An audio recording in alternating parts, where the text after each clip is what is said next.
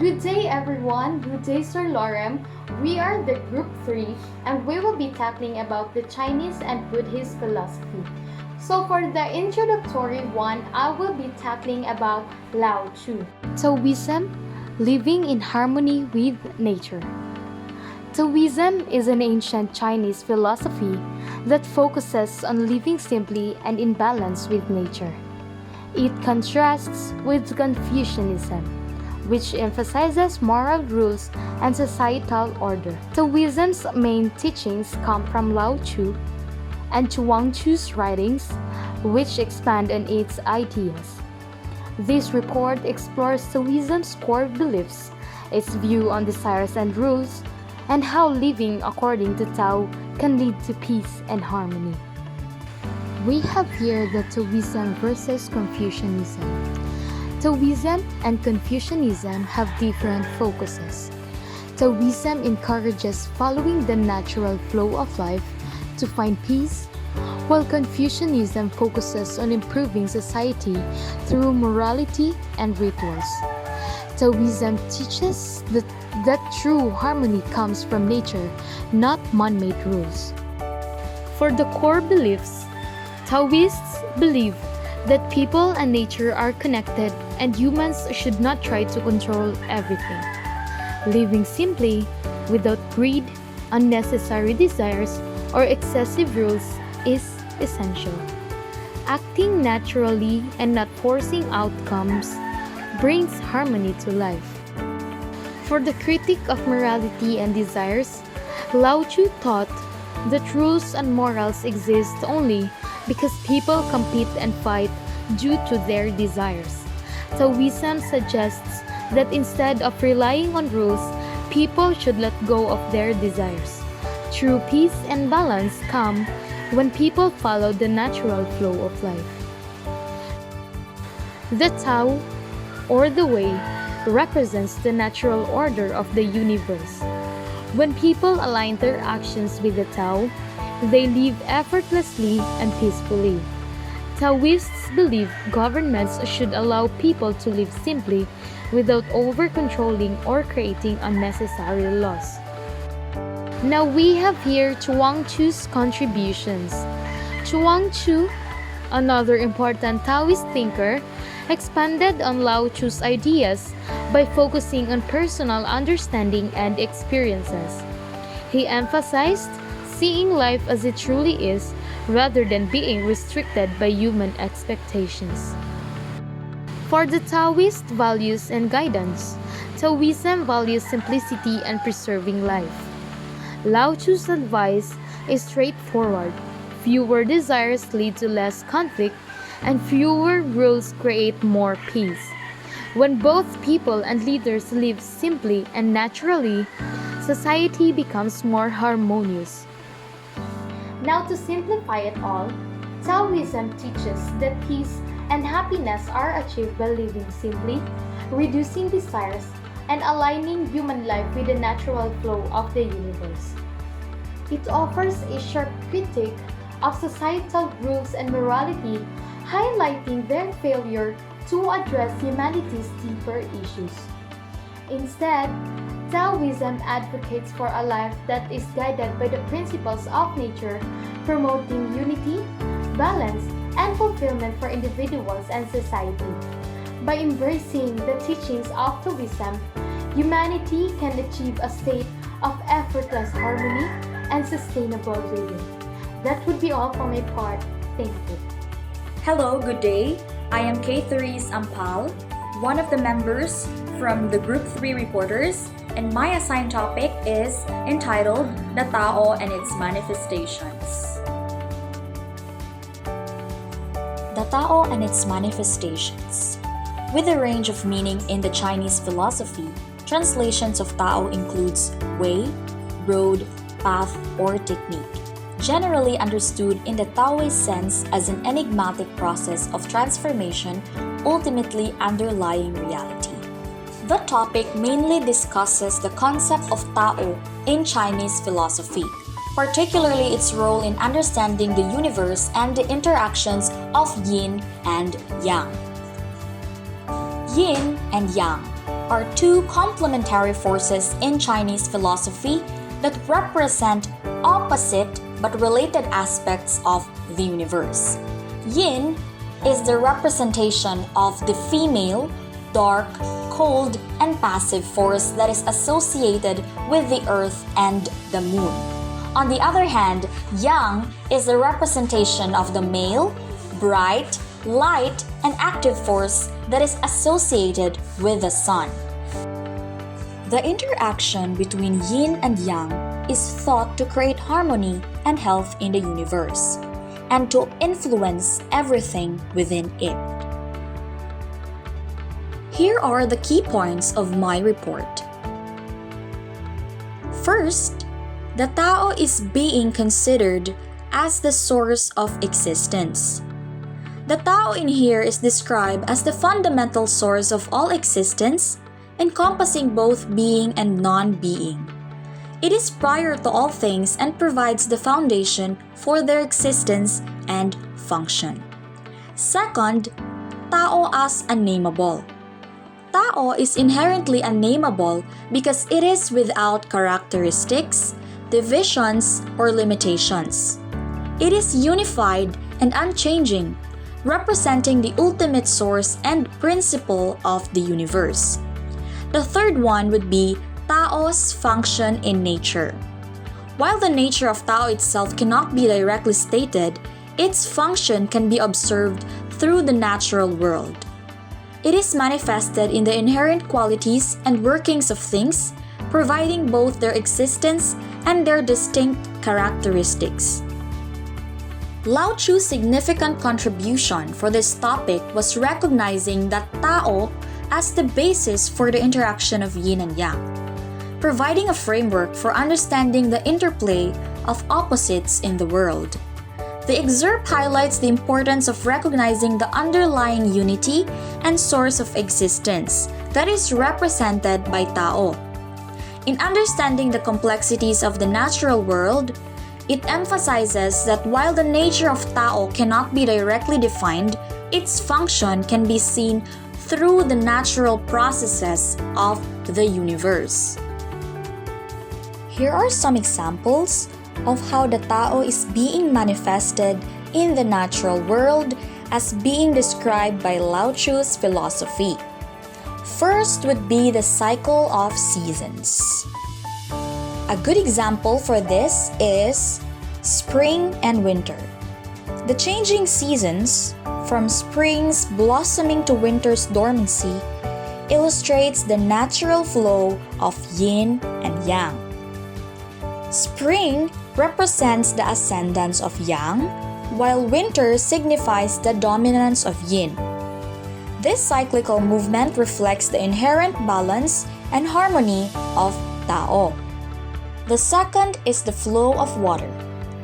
Water's ability to adapt to its surroundings, flowing around obstacles and carving paths through the earth, exemplifies the adaptability and yielding nature of Tao. It demonstrates how, by embracing flexibility and yielding to the natural course of things, one can achieve greater success. The third example is the growth of plants. As we can see the growth of plants from seed to maturity, their dependence on sunlight and water and their eventual decay and then return to the earth represent the cyclical nature of life and death, mirroring the constant transformation and interconnectedness inherent in Tao. Fourth example would be the balance of ecosystems. The intricate relationships within ecosystems, where predators and prey, plants and animals all play vital roles, illustrates the interconnectedness and interdependence of all things. This delicate balance, maintained through natural processes, reflects the harmonious order of Tao. For the next subtopic, entitled Taoism, the Natural Way of Freedom. This excerpt from a book on Chinese philosophies discusses Taoism and its core principles. These are the key points of this topic. Wu Wei, meaning non-action. This is the concept of Tao being described as invariably taking no action, yet achieving everything. This means letting things happen naturally and spontaneously rather than forcing or controlling them. The second is ruling by Tao. The topic suggests that rulers should govern minimally, allowing people to follow their own paths. This is compared to cooking a small fish. Too much handling spoils it. The nature of Tao. The Tao is being described as empty and without characteristics, signifying its infinite potential and capacity. It is the source of all things, and its function is eternal and recurrent, constantly producing and directing the world. So, overall, this topic mainly highlights the concept of reversal, where things reach an extreme and then reverse back to the opposite. This is illustrated by the example of cold turning into warm. It also emphasizes the importance of understanding and aligning oneself with the natural flow of Tao, rather than trying to control or manipulate it. For the next subtopic, I will be discussing about the concept of Wu Wei, non-action, that is directly related to ruling by Tao. And here is how. Wu Wei as the foundation of ruling by Tao. Wu Wei is being considered the core principle of Taoism. Wu Wei meaning non-action. It emphasizes letting things happen naturally without forceful intervention. When applied to ruling, Wu Wei means a leader should not try to force their will on the people, but instead create an environment where people can flourish naturally. Ruling by Tao is not inaction. It is important to understand that Wu Wei doesn't mean doing nothing. It means acting in harmony with the natural order, guiding rather than controlling. A ruler who follows Wu Wei will act strategically, creating conditions that allow the people to thrive on their own. Let's say, for example, the analogy of cooking a small fish. A ruler who acts according to Wu Wei would not try to force the people to conform to their will, but instead create a supportive environment where the people can flourish naturally, like a fish being cooked gently. In essence, Wu Wei is the underlying principle that guides ruling by Tao. It emphasizes a leader's role as a facilitator, creating conditions for natural growth and harmony rather than imposing their own will. In this philosophy, the Tao is being considered as empty, yet infinite. Chinese philosophies delves deeper into the nature of Tao, emphasizing its emptiness and infinite capacity. These are the key points for this subtopic. Emptiness as potential. Tao is described as empty, like a bowl, signifying its lack of inherent characteristics. However, this emptiness is not a void, but a space for infinite potential, like a bowl that can hold anything. Second, eternal and recurrent. The functioning of Tao is described as eternal and recurrent, constantly producing and directing all things. This is compared to the natural cycle of seasons, where things reach an extreme and then reverse back, like cold turning into warm, as what I've said in the previous discussion. The third one is the lesson of reversal. The topic highlights the importance of understanding and aligning oneself with the natural flow of reversal. This involves accepting change and not resisting the natural order. Fourth, Tao is immanent, The topic emphasizes that Tao is not transcendent but immanent, meaning it is not separate from life but within it. It is the guiding principle of the world directing its functioning. Fifth is the ruling by Tao. These concepts connects the Tao to leadership, suggesting that a ruler who understands Tao will not try to control the people but instead create conditions where they can flourish naturally. This emphasizes the importance of understanding and aligning oneself with the natural flow of Tao, accepting change, and letting go of control. This is seen as the path to peace and harmony. These are the key points for this subtopic. Emptiness as potential. Tao is described as empty, like a bowl, signifying its lack of inherent characteristics. However, this emptiness is not a void, but a space for infinite potential, like a bowl that can hold anything. Second, eternal and recurrent. The functioning of Tao is described as eternal and recurrent, constantly producing and directing all things.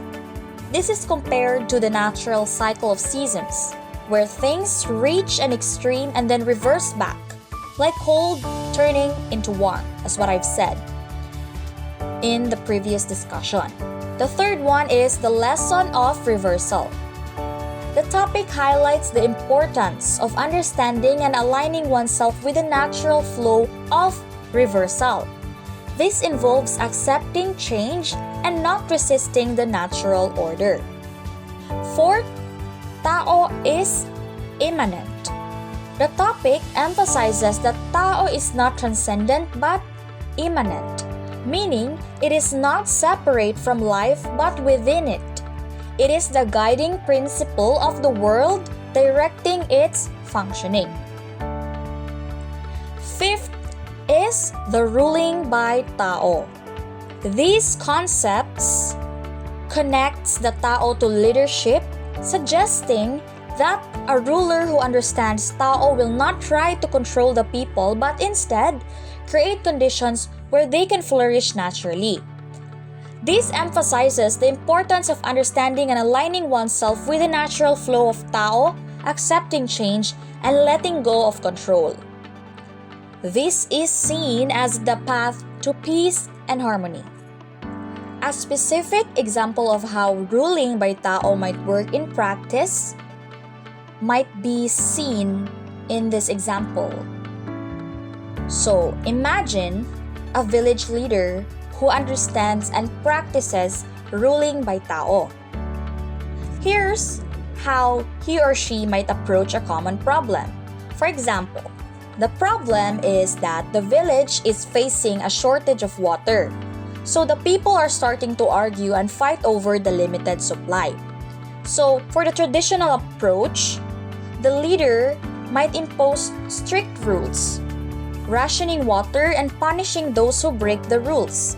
This could lead to resentment and further conflict.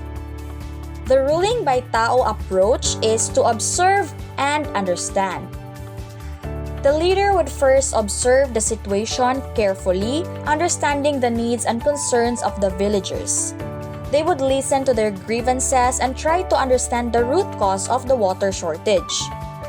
Second approach is to promote cooperation. Instead of imposing rules, the leader might encourage cooperation and community involvement.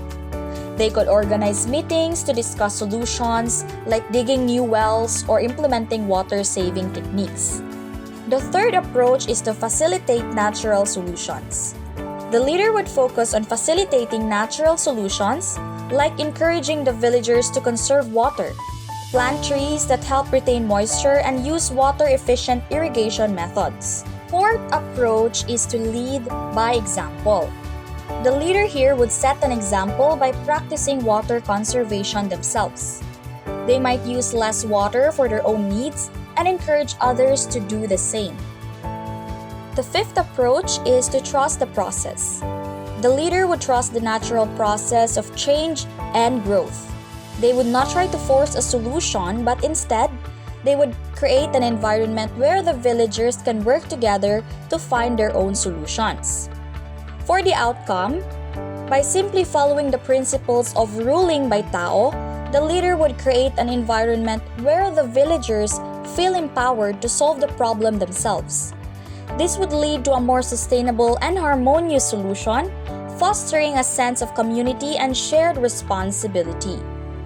This example shows how ruling by Tao is not about doing nothing, but about acting in a way that allows the natural order to unfold, fostering cooperation and sustainable solutions. Hello, this is John Mark Argoncilio, and I am from Grove 3. And our lesson is about the Chinese and Buddhist philosophy. And I was discussing about Zhuangzi, and this is my part of the report.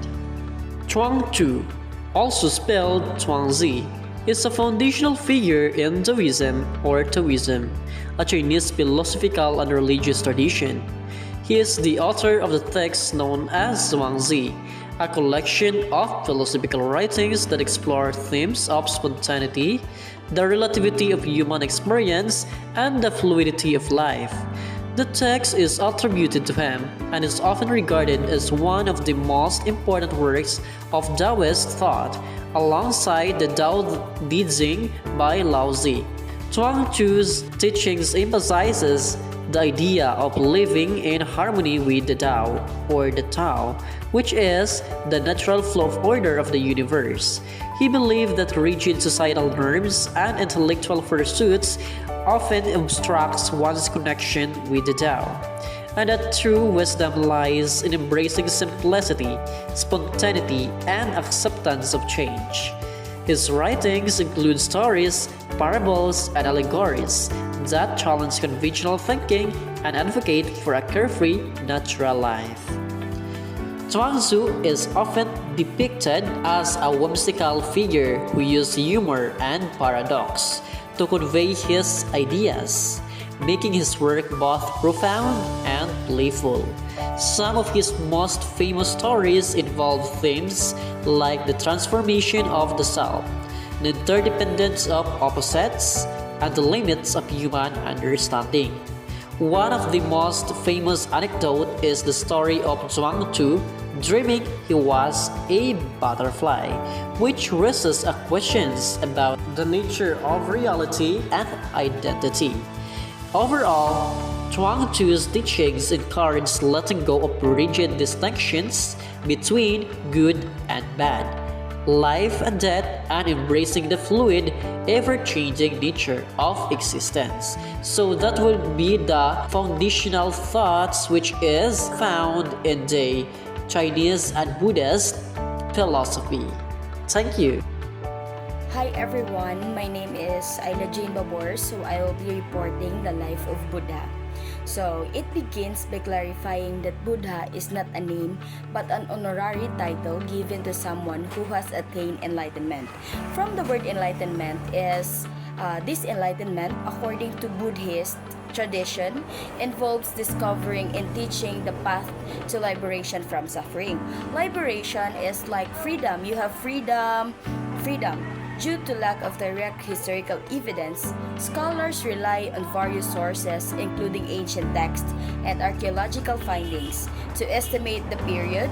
However, these sources often present conflict information, making it difficult to pinpoint the exact dates.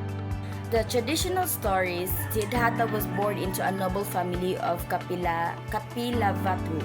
He was likely a prince through some scholars suggest that his father was an elected chief rather than a king. Siddhartha lived in a sheltered life of privilege, receiving a traditional education and Vedic teachings and rituals befitting his social status. Despite his comfortable life, Siddhartha became deeply troubled by universal human experiences of sickness, aging, and death. He realized that his wealth and power offered no protection from these inevitable realities. At the age of 29, Siddhartha renounced his worldly profession and family, leaving his wife and son to embark on his spiritual quest for enlightenment. He studied meditation techniques and religious philosophy with renowned teachers like Alara Kalama and Odaka Ramaputta. However, he found that while their teaching were valuable, they did not lead the ultimate liberation he sought. Siddhartha joined a group of ascetics who practiced extreme and self-mortification. He endured years and severe authorities, but ultimately realized that this path also did not bring him to enlightenment. He desired recognizing the limitations of both extreme luxury and extreme asceticism. Siddhartha abandoned his rigorous self-denial. He regained his strength and sat under a ficus tree near the town of Gaya. Though deep meditation and overcoming mental defilements, Siddhartha finally achieved enlightenment. He gained profound understanding of the nature of reality, including these former ascetic companies. So his first sermon in the Deer Park at Isipatana marked the beginning of the Buddhist tradition.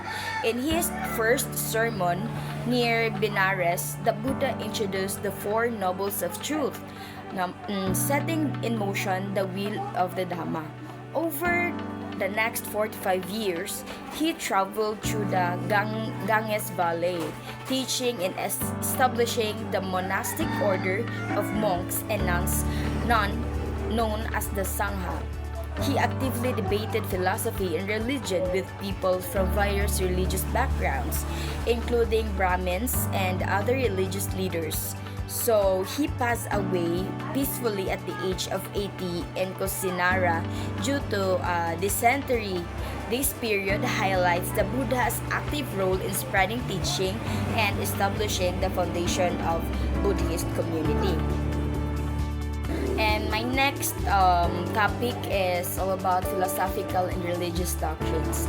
The Buddha's sole purpose of teaching was to guide others toward religious liberation, which is the freedom from suffering. It distinguishes early Buddhism from other religions by highlighting its focus on practical methods for achieving liberation rather than abstract theological and metaphysical concepts. Early Buddhism emphasizes the training of human character through moral conduct, mental cultivation, and wisdom as the path to liberation.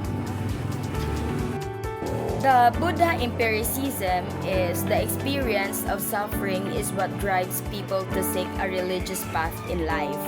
Experience is the proper way to justify claims to knowledge. The Buddha provided a detailed explanation of how suffering arises and how to control its causes based on his understanding of experience. The Buddha emphasizes on personal experience as the foundation of his philosophy. Rejecting doctrines that control be verified through individual experience, he believed that speculations beyond empirical evidence often stems from ego-driven desires for security and self-aggrandizement. The Buddha also cautioned against relying on traditions or authority, even in spiritual matters, urging personal verification. The richness of the Buddha psychological theory of experience going beyond mere sensation as in Western empiricism. It emphasized the role of non-cognitive factors like feelings, disposition, and habits in shaping experience and decision making. So that's all for my report. Thank you.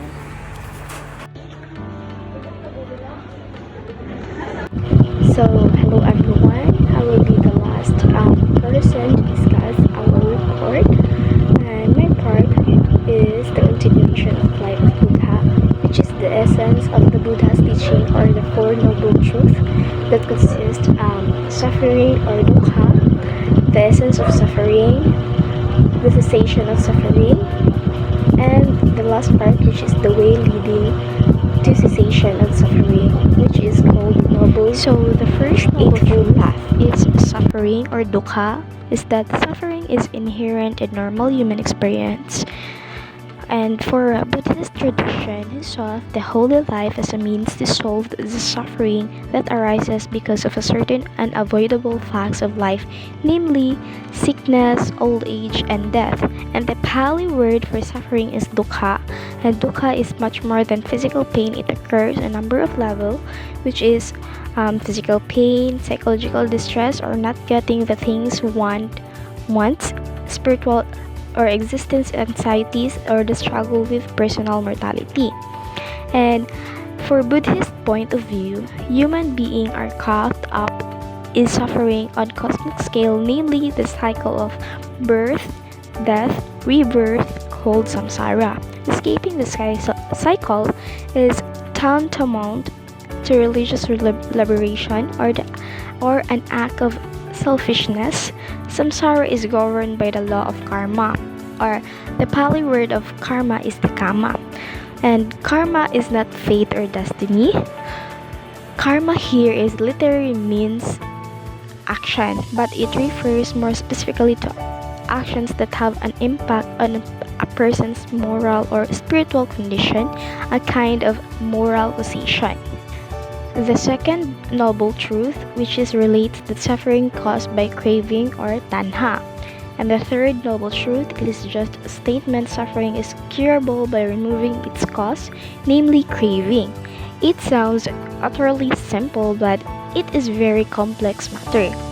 So early Buddhist analysis is suffering lies in seeing suffering as the result of causal pattern of factors of human experiences.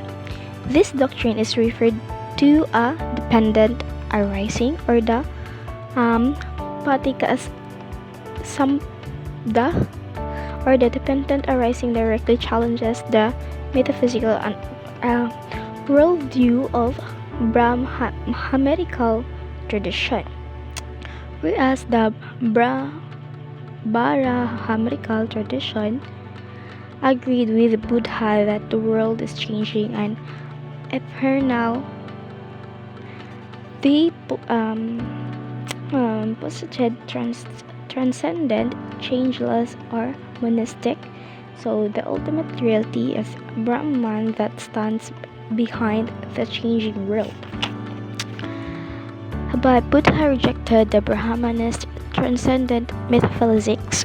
According to Buddha, all phenomena are dependently arising. Thus, all phenomena are impermanent.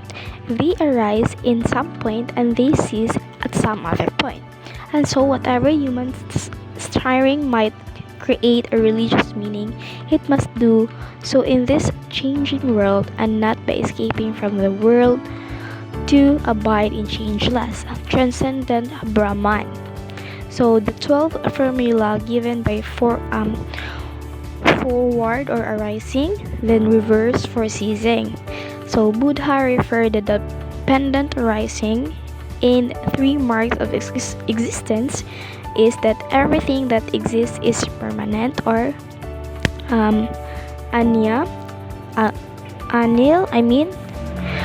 suffering or dukkha, then without a permanent self, or the anta. Then Buddhism most famous psychological teaching, which is the no self doctrine.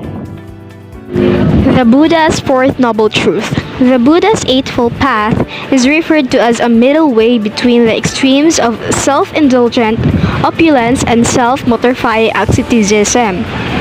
The Buddhas had personally experimented with both of these extremes and realized that neither offered a life that solves the problem of suffering. The Noble Eightfold Path is the Buddha's practical therapy for a living life by the middle way. It compromises the following factors.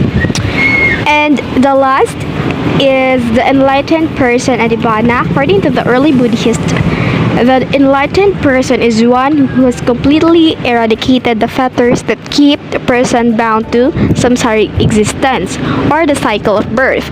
An enlightened person is fully liberated by the destruction of the defilements or savas, an insight into the independently arising nature of things. In short, such a person lives having achieved nibbana or nibbana. Nibbana, is the solution of human existential problem, namely the suffering that permeates life on the physical, psychological, and religious levels. Thus, nibbana is best conceived as a mode of perfected living in this changing world. So that's all for my report, and my name is Aishak Anadon, and thank you for listening, and goodbye.